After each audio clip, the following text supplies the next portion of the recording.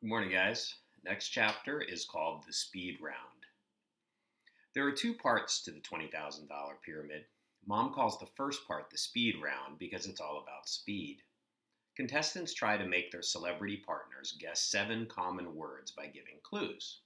So if the first word is fork, a contestant might say, "You use this to put food in your mouth. It's not a spoon, but a." And if he has a brain, which Mom says he might not, the celebrity partner will say fork, and then there'll be a little ding, and the next word will show up on a little hidden screen. Each team gets 30 seconds for 7 words. And then the little screens swivel around, and it's the celebrity's turn to give the clues and the contestants' turns to guess. Another 7 words, another 30 seconds. And then the screens swivel back, and the contestants give the clues again. There are a possible 21 points in the speed round, and a perfect score earns a cash bonus of $2,100. But the most important thing is to beat the other team, because the team that wins the speed round goes to the winner's circle, and the winner's circle is where the big money is. There isn't a lot of time for practice tonight because it's tenant meeting night. Once a month, the neighbors sit in our living room and complain while Mom takes notes in shorthand. Most people don't bother to come. It's always the old folks who don't get asked to go many places and are mad that there isn't more heat.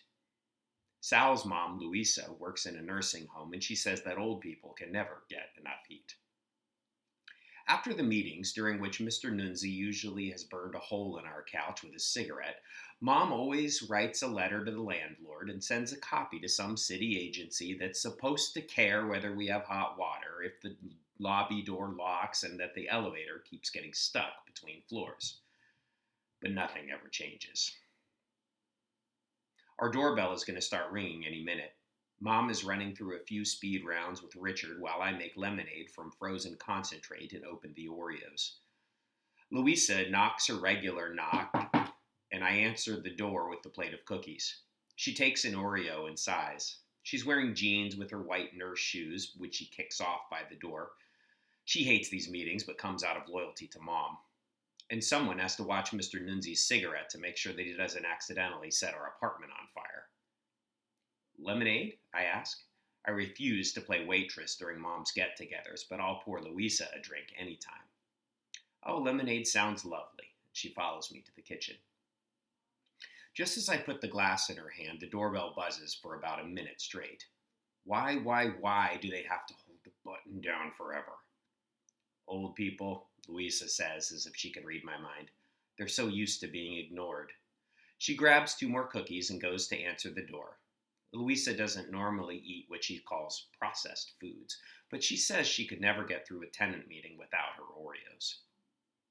15 minutes later, Mom is sitting on the living room floor, writing furiously as everyone takes turns saying that the elevator's dirty, that there are cigarette butts on the stairs, and that the dryer in the basement melted somebody's elastic waist pants. I lean against the wall in the hallway and watch her hold up one finger to signal Mrs. Bindocker to slow down. Because once Miss Bindocker gets going, not even Mom's shorthand can keep up with her. Mom cried the first time she saw our apartment. The whole place was filthy, she says. The wood floors were practically black, the windows were caked with dirt, and the walls were smeared with something she didn't want to think about. Always in those same words. I was there that day in a little bucket seat baby carrier.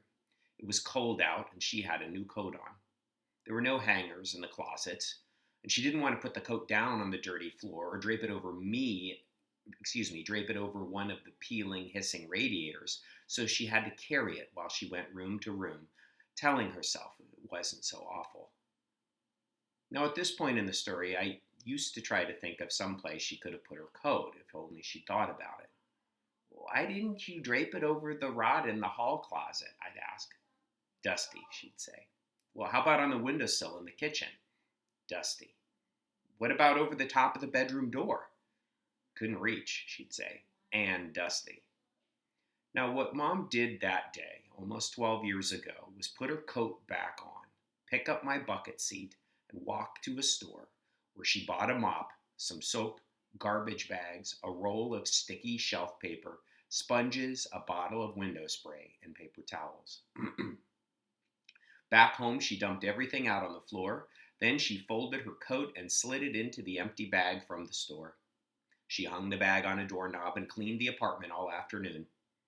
I knew enough, she says, to snuggle down in my bucket seat and take a very long nap. She met Louisa, who didn't have a husband either, in the lobby on that first day. They were both taking garbage to the big cans out front. Louisa was holding Sal. Sal had been crying, but when he saw me, he stopped. Now I know all this because I used to ask to hear the story over and over. The story of the day I met Sal. Things that kick. Losing Sal was like a long list of bad things, and somewhere in the top half of the list was the fact that I had to walk home alone past the crazy guy on our corner. He showed up around the beginning of the school year when Sal and I still walked home from school together. A few kids called him Quack, short for quackers, or they called him Kicker because he used to do these sudden kicks into the street like he was trying to punt one of the cars speeding up Amsterdam Avenue. Sometimes he shook his fist at the sky and yelled crazy stuff like, "What's the burn scale? Where's the dome?" And then he threw his head back and laughed these loud, crazy laughs so everyone could see that he had 30 fillings in his teeth. And he was always on our corner, sometimes sleeping with his head under the mailbox. "Don't call him Quack," Mom said. "That's an awful name for a human being." "Even a human being who's quackers?" "I don't care. It's still awful." "Well, what do you call him?" "I don't call him anything," she said, "but I think of him as the Laughing Man." Now, back when I still walked home with Sal, it was easier to pretend that the Laughing Man didn't scare me because Sal was pretending too. He tried not to show it, but he freaked when he saw the Laughing Man shaking his fist at the sky and kicking his leg out into traffic. And I could tell by the way Sal's face kind of froze. I knew all of his expressions. I used to think of Sal as being a part of me. Sal and Miranda, Miranda and Sal. I knew he wasn't really, but that's the way it felt. When we were too little for school, Sal and I went to daycare together at a lady's apartment down the block. She had picked up some carpet samples at a store on Amsterdam Ave and written the kids' names on the backs. And after lunch, she'd pass out these carpet squares and we'd pick our spots out on the living room floor for nap time. Sal and I always lined ours up to make a rectangle. One time, when Sal had a fever and Louisa had called in sick to her job and kept him home, the daycare lady handed me my carpet square at nap time, and then a second later, she gave me Sal's too. "I know how it is, baby," she said. And then I lay on her floor not sleeping because Sal wasn't there to press his foot against mine. When he first showed up on our corner last fall, the Laughing Man was always mumbling under his breath.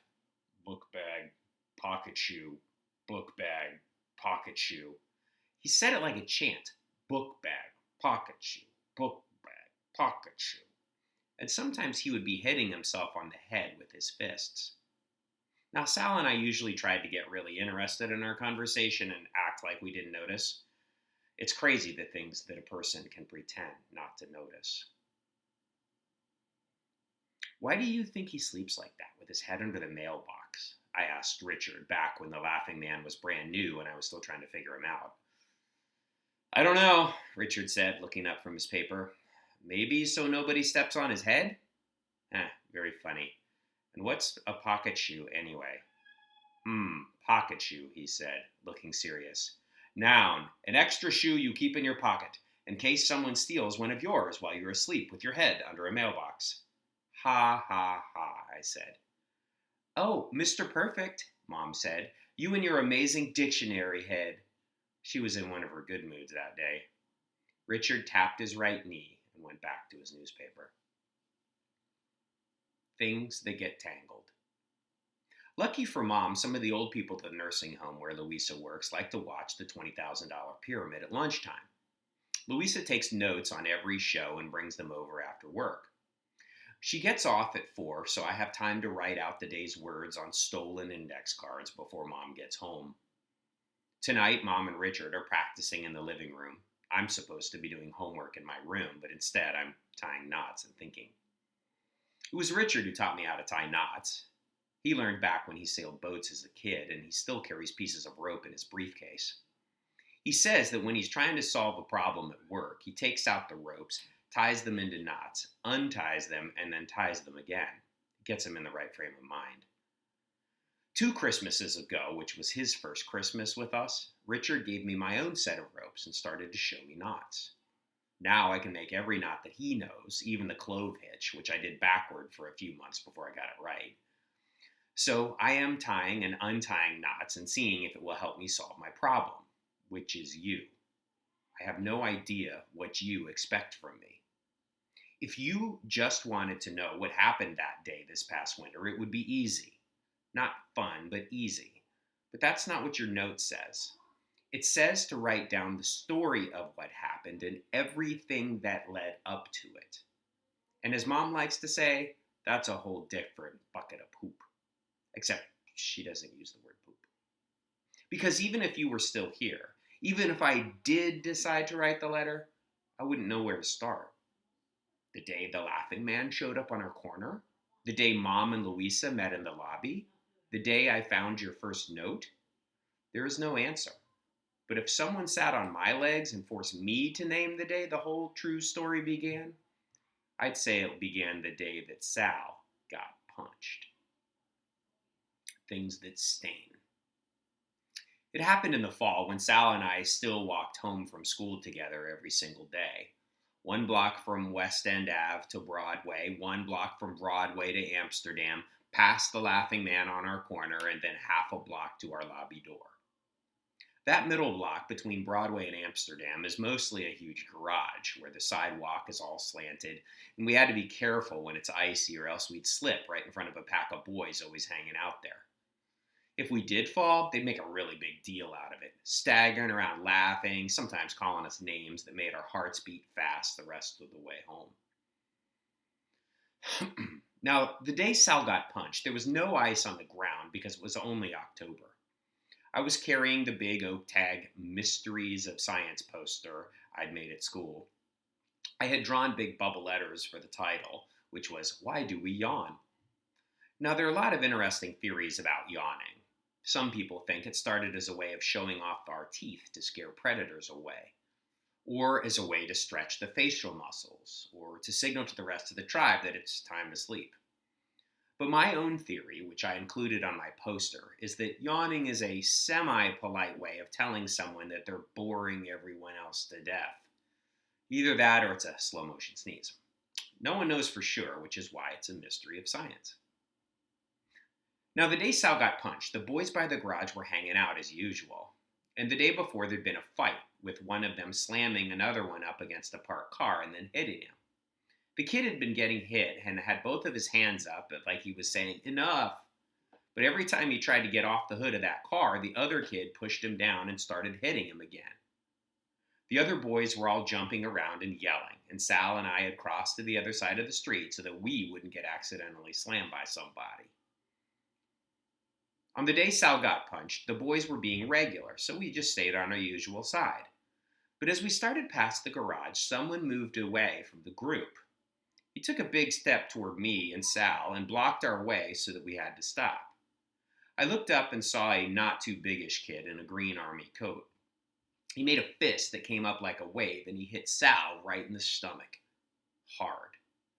Sal doubled over and gurgled like he was about to throw up. And then the kid whacked him across the face. "Sal!" I yelled. I glanced over at Bell's Market on Amsterdam, but nobody was out front. Sal was bent over and frozen, and the kid just stood there for a few seconds with his head tilted to one side. It seemed crazy, but it actually looked like he was reading my Mysteries of Science poster. And then he turned away and started strolling toward Broadway like nothing had happened. "Sal!" I leaned over to see his face, which looked okay, but had one cheek all red. "Walk," I said. "We're almost home." Sal's feet started to move. It took me a few minutes to realize that the boys weren't laughing or whistling or calling us names. They hadn't made a sound. And I looked back and saw them standing there, staring after the kid in the green army coat who was still walking the other way. "Hey!" one of them yelled down the block after him. "What the hell was that?" But the kid didn't look back. Sal was moving slowly. He squeezed the arms of the blue satin Yankees jacket that Louisa had gotten him for his birthday, and tears were dropping down his face, and I almost cried, but I didn't. It was my job to get him home, and we still had to get by the Laughing Man. He was on our corner, marching around in a circle and doing some salutes. Sal was crying harder and now walking in a hunch, and a little bit of blood had started dripping out of his nose, and he wiped it with the blue and white striped cuff of his jacket, and he gagged a lot, and it sounded like he might really throw up. And when he saw us, the Laughing Man dropped his arms to his sides and stood up straight. He reminded me of the big wooden nutcracker that Louisa puts out on our kitchen table at Christmas time. "Smart kid," he said. He took a step toward us, and it was enough to make Sal take off and run for home. I ran after him, trying to hold on to my poster and to get my keys out of my jeans. When I got us into the lobby, Sal went straight to his apartment and closed the door on me. I knocked for a while, but Louisa wasn't home from work yet, and he wouldn't let me in. If I'm not wrong, this is the beginning of the story that you wanted me to tell. And I didn't know yet, but it was also the end of my friendship with Sal. That's where we'll pause for today in the book When You Reach Me. Couple quick things here. One thing I want to encourage you guys to consider is use that Sacramento Public Library card. I checked this book out. As you see me looking off to the side, what I'm looking at is the computer screen where I'm reading the book online. You can read books that you check out from the library in the e-books section of the Sacramento Public Library website. You can read it on a computer. You can read it on a phone. You could read it on a tablet. You could read it on a Kindle or Kindle Paperwhite. I just want to show you what I have here. This is a Kindle Paperwhite, and what it is it's I got this used off eBay with the magnetic case that closes here. It's about this size. It's black and white, and it allows you to download books from the library or books that you buy onto it. It shows up really well in sunlight, and the battery lasts for 2 or 3 weeks, and it's just rechargeable as well when you actually need to. The new ones on Amazon are like $120, which I think is kind of not a great deal. But if you buy a used one off eBay, I just bought ones for my kids, 4th and 7th graders, for $50. So if your parent is asking, hey, where do we get books or things like that, since we can't go to the public library right now, this is a great way to do it. And what I can do is if you need a tutorial on how to check out ebooks and download them either to your computer or your Chromebook or your phone or tablet, I can do that in a couple days and kind of step you through that if you're having trouble. It does require an Amazon account. Is the easiest way that I use to get books onto a device. But check out the Overdrive or the Libby apps in your app store for your device to see if you want something that's easy to download. So I'm looking forward to us getting started with further things for class in a bit. We'll have our first Zoom class meeting, which is where we'll all get together live, everyone who's online. And I think we'll have a nice highs and lows session. We're also going to have a book club, like our morning meetings on Wednesdays usually have. So start thinking about that too. I hope you guys are doing well.